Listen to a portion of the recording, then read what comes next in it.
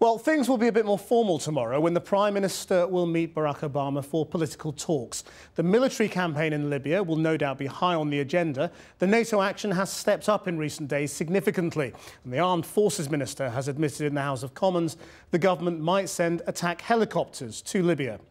Last night saw some of the heaviest bombing of the capital Tripoli since the war began, with targets hit around Colonel Gaddafi's compound. Our international editor Lindesy Hilsum has more.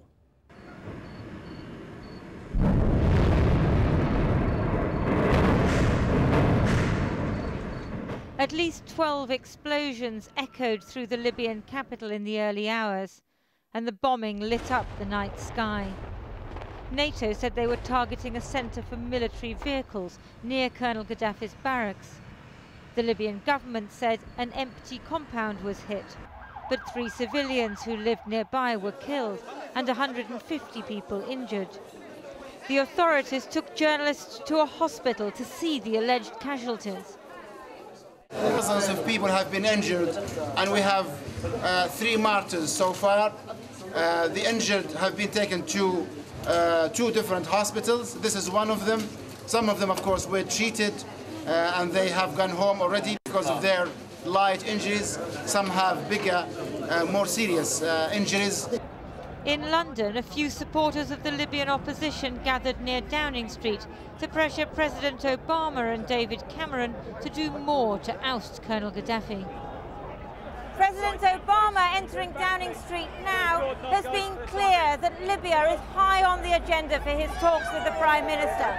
Both leaders have recommitted themselves to the campaign against Colonel Gaddafi, but they're aware that time is of the essence. The people in both America and Britain are beginning to ask, how long is this going to take? Intensified NATO attacks suggest a new effort to break the military stalemate. The rebels control the area from the Egyptian border to Brega and now Misrata, as well as part of the Tunisian border around Nafusa and Zintan, where fighting continues. But the Gaddafi government remains firmly in control in Tripoli, despite more than 2,500 NATO sorties. It is true that we're looking for more targets. There is an intensification of pressure because we want to get the message through to Gaddafi. His regime can't last.